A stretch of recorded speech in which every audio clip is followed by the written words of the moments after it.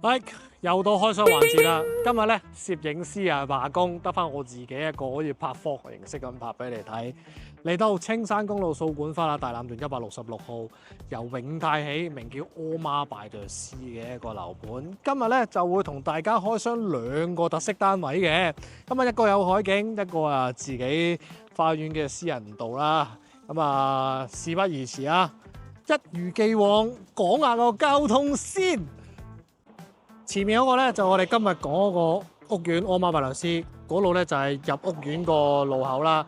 一出到嚟咧，如果人行我嘅右手邊咧行100-200米咧，前邊咧你見到有個巴士站嘅，嗰個巴士站咧就可以去荃灣啊、荔景啊，或者係銅鑼灣啲車啦，或者係屯門公路轉車站轉角區都得嘅。而對面嗰個巴士站咧可以去翻機場同埋屯門買嘢。如果咧你搭 K 車或者係 van 仔啦，可以去翻呢個黃金海岸嗰個商場同埋酒店。咁啊呢度行過去咧都比較遠嘅，所以搭車去買嘢食嘢比較方便嘅。咁啊成條青山公路都冇鐵路噶啦，所以咧轉頭話俾你聽，樓上咧其實如果揸車嘅話啱晒你啦。一個完簡單嘅交通咧，我哋而家上單位。OK， 入到單位內部啦，咁我身處嘅地方咧就係一人門口玄關位置啦。你見到呢度張擺緊凳仔啦，可以擺翻個鞋櫃或者係著鞋坐喺度慢慢着啦。咁我哋睇咗個一人門口係一個飯廳位置啊。呢個職咧就分咗兩邊，私隱度高啲嘅。咁啊發展商已經擺咗啲傢俬喺度啦，做咗張5至6人嘅台啦。其實多人少少咧，7至8人都應該冇問題嘅。而後邊咧仲會有個採光窗透翻啲光。嗱，我哋睇咗個客廳同埋主人房套房先。嗱，呢個客廳咧闊度有成3.75米啊，個距離感啊絕對有翻嘅。咁我哋最緊要咧睇青山公路嗱，最緊要個海景呢邊就向西南嘅，咁啊望翻個海景過晒前邊啲 house 啦，非常之舒服嘅個景觀。嗱，呢度咧廳仲會有個露台出去望一望景觀先。嗱，車聲咧會有少量嘅，因為下邊嗱青山公路有啲車啦，但係就唔會話好密集、好嘈咁樣啦。我哋入翻去先。發展商已經擺咗張其實3人嘅梳化，其實4人都冇問題嘅。嗱，我哋坐喺個梳化度，距離感咧可以擺翻部60至80寸嘅電視咧，絕對冇問題嘅。咁啊，我哋睇咗主人套房先啦。咁啊，倒翻轉頭，主人套房3邊落床絕對冇問題。嗱，其實可以床頭櫃唔好咁大咧，做翻2個床頭櫃，男主人女主人各一個都冇問題噶。而床尾咧，仲會有個工作平台或者露台啦。呢度咧個牆可以擺翻個電視機，後邊一排嘅入牆衣櫃啊，發展商已經擺咗3個啦。其實可以做到第4個嘅，整翻啲油門啦，咁啊唔會封塵嘅。上邊可以擺翻啲被啊，換季嘅4季衫等等啦。而呢間主人套房咧，浴缸嘅設計，採光窗好多啊，2個窗啊，絕對唔係黑刺啊。咁啊以白色為主調噶啦。咁啊開埋裏邊有個插座，擺下啲護膚品啊等等啦。咁呢邊咧仲有個坐廁嘅。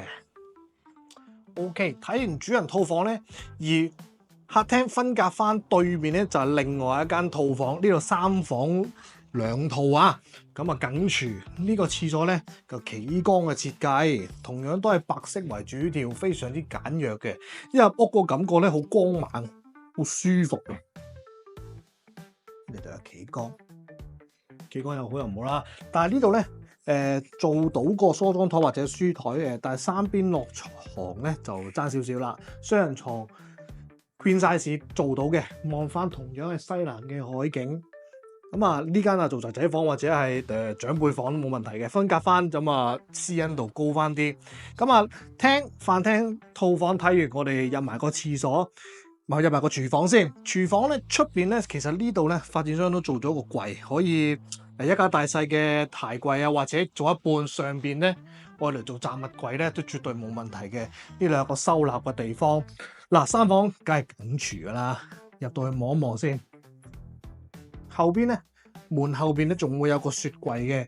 呢度其實切嘢啊、煮嘢食啊，絕對夠晒擺噶啦。個星盤雙星盤。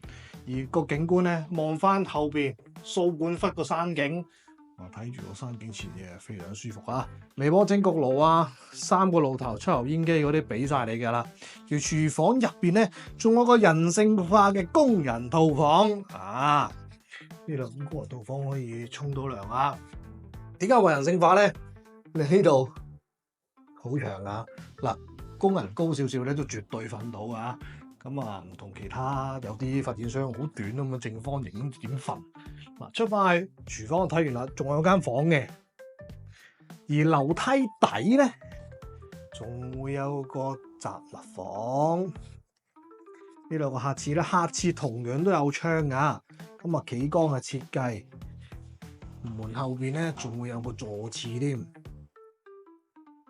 呢條樓梯係咩咧？轉頭話你聽。3房睇埋最後一間細房先。嗱，呢間細房可以做 BB 房啊，或者係書房啦。咁啊多人嘅話咧，仔仔女女房都冇問題嘅。雙人床、衣櫃咧都絕對擺到噶。而呢間房咧仲會有個露台喺出邊。不過呢邊咧就係唔係望海景啦，就望翻掃管笏嗰個山景。嗱，點解啱啱嗰度有個好似樓梯咁咧？其實呢間咧係特色單位嚟嘅。3房內置樓梯上天台，我哋即刻加上天台望一望佢。依家上天台啦，啱啱咧就講漏咗個單位，個單位咧3房2套，1194尺，而呢個內置樓梯上天台咧就881尺。嗱，個天台我都拍過好多啦，不妨係呢度係俾工人姐姐晾下衫啦。咁啊，仲有來去水嘅位置嘅。咁啊呢邊係人哋公家位置啦，有啲可能管理員上嚟巡邏啦。嗱，呢度咧咁樣好大個位置，可以擺啲戶外台凳凳啊，招呼朋友開下 party 啊。夜晚咧呢度可以望住個海景，觀下星星，咁啊浪漫下，開下 party 啊，係咪好正咧？而呢個開箱嘅單位咧，發展商同我講仲有3個車位添啊！嗱，呢間咧細少少1194尺嘅3房咧就睇完啦。再同你落去睇間再大少少嘅，到第2間啦。呢度咧其實係 lift lobby 嚟嘅。呢度咧有個玻璃門咧，閘翻呢其他鄰居嘅聲咧，咁啊私隱度高翻少少。呢間大少少4房雙度1614尺啊，入到嚟咧個玄關位啦。嗱，呢度咧就可以擺翻個鞋櫃啦。發展商已經擺咗個櫃啦，但係呢個咧可以做高少少，一家大細嘅鞋啊都可以絕對擺到嘅，做翻張凳仔喺度慢慢着鞋啊、花樽啊嗰啲絕對擺得到嘅。咁啊呢一層咧其實主要係廳啊、飯廳同埋廚房位置嚟嘅。咁啊轉頭房間轉頭睇啦，右手邊會有個樓梯位，呢度咧會有個廁所嘅。咁啊招呼朋友嘅時候咧，客人又唔使上上落落咁鬼唔方便啊嘛。嗱，呢個廳係咪好四正先？長到成7米㗎。四正啊，同埋咧，你見到前方一辣嘅玻璃，如果有朋友嘅話咧，開晒佢，出邊有個花園，直接出去開晒 party，非常之舒服。出個花園睇睇佢先啦。呢個花園咧463尺，雖然就冇第一間嗰個景觀望到海景，咁啊望翻自己花園啦。下邊咧就係自己個花園車場位置啦。咁啊景觀咧望翻自己花園啊夠晒噶啦，仲有個搖搖凳喺度俾啲細路仔喺度玩下啦。呢個花園都係燒下嘢食，同埋俾工人姐姐晾衫，諗唔到有其他咩作用啦。我擺啲戶外凳享受下個日光啊，或者係觀下星星啦。咁咧發展商其實呢度咧擺咗個L 嘅 sofa 噶啦。嗱，呢度成7米啊嘛，距離感咧絕對有嘅。前方做翻個投影或者80寸嘅電視冇問題啊。嗱，分隔翻嘅正方形四方方，擺位非常之好擺。呢度擺咗張10人台，絕對冇問題啊！招呼朋友肯定唔失禮噶，一家大細喺度食飯。而飯廳隔離啊，相對嗰個廚房啦。嗱，長方形嘅設計分開兩邊嘅，咁啊所有櫃啊收納嘅位置咧都會有嘅，但係咧好似嫌雪櫃咧就唔係好夠，得一個雪櫃，轉頭咧可以擺一間工作間嗰度洗衣服都冇問題嘅。呢度就望翻自己個花園煮嘢食啦，咁啊都幾好陽光。我呢邊都係望西南景觀，微波蒸焗爐嗰啲有噶啦。咁咧而廚房出邊咧仲會有個露台仔嘅。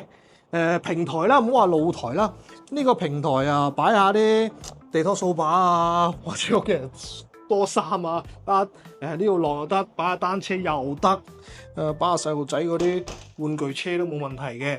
嗱，呢間工人套房同埋工作房，洗衣機、乾衣機絕對有嘅。呢度咧擺多個雪櫃冇問題嘅。咁啊，工人姐姐嘅淋浴間啦，呢度咧就俾工人姐姐瞓嘅。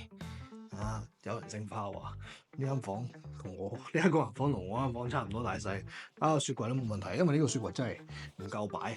嗱，我聽下唔好壯觀先，上埋上面分隔翻嘅，聽還聽，房還房，我哋上去房間繼續望一望嘅。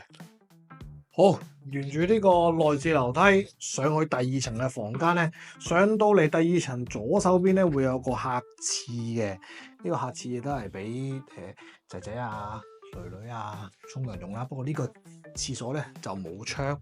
咁我哋睇咗右手邊呢間細套房先啦。嗱，入到嚟前方咧已經會有個露台啦，得閒瞓唔着吹下風啦。而呢張咧就4尺雙人床嚟嘅，咁啊三邊落床冇問題。擺翻個梳妝台或者書台啦，呢間咧可以做長輩房或者仔仔女女房冇問題嘅。嗱，呢度咧兩邊入廁所嘅中間啊，會有個小型嘅 walk-in closet 位啦，擺翻2個衣櫃冇問題嘅。入到廁所位置啦，嗱，呢個套房廁所有窗啊，有窗。咁啊，浴缸嘅設計，哇，住喺呢度，如果仔仔自己喺嗰度浸浴都幾疏乾。開晒啲鏡櫃啊！嗱，夠晒擺你啲剃鬚刀啊、牙刷啊、日常用品嗰啲夠晒擺噶啦。咁啊，呢度咧第一間細套，前方咧仲會有3間房嘅。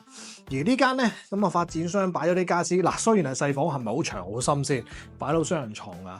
嗱，雖然佢係單人床，呢度咧入到去景觀係一致噶啦。我哋望翻啲草啊，自己個花園啦。嗱，前方咧呢度可以擺個 L 嘅衣櫃、梳妝台、掂，跟住到第2間房。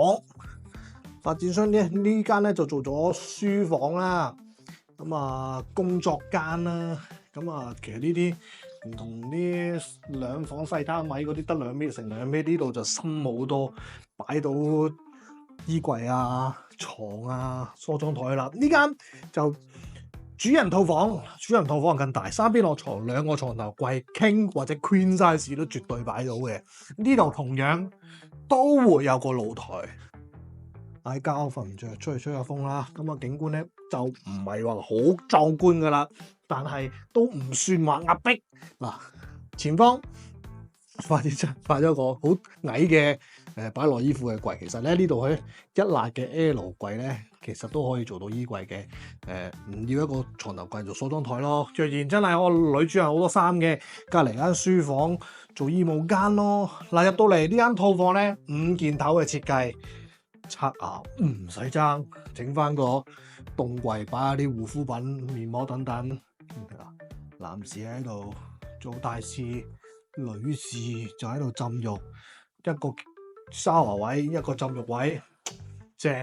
嗱，啱啱咧2間睇完啦，一間咧就係上天台，咁啊景觀咧望到海景啊靚仔啲，細少少。呢間咧就私隱度高啲，花園複式。2間咧都係連晒車位噶啦。今日咧開箱就完畢啦，有興趣下次同你繼續拍片，再見。關注加點讚，賣樓唔使煩。